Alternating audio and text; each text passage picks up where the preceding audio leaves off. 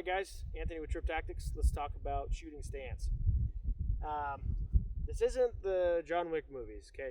We're not going to sit here and point our gun like this, and I think they call this the isosceles position. John Wick's badass, don't get me wrong, but the tactics used in those movies, not always spot on with how it's really done, okay? So we're not going to inadvertently turn to meet the target like this. If it happens like that in real life, it happens, but that's not the plan, right? On the other coin of that, other side of that coin, we're also not going to stand flat-footed, standing straight up, or do the old policewoman videos from like the 70s, where we come over the top and do this. That's not how we do it either, okay? Think of athletics, okay? You want to be able to move quickly, react quickly. If you need to move, you do not want to be stationary in this stance, because you're not going to have time to react.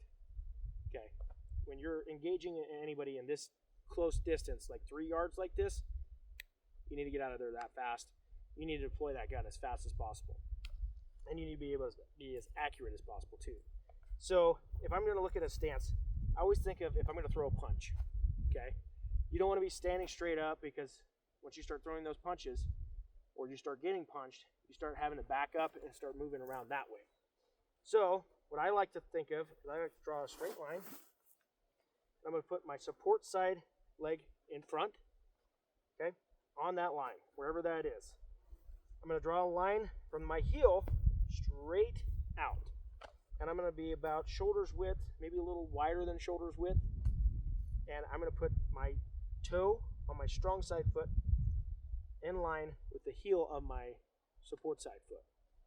The reason for that is you get in that nice comfortable grip. If you need to throw a punch or anything like that, you're still having that athletic ability to move and maneuver around your object or whatever you're dealing with. Going up the body, I'm going to have a nice bend in the knee.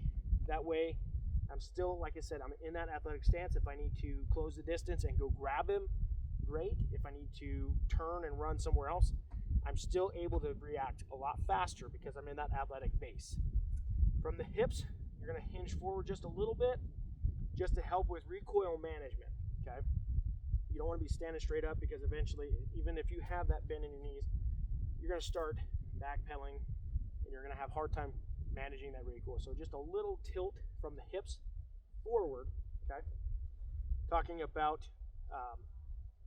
the grip.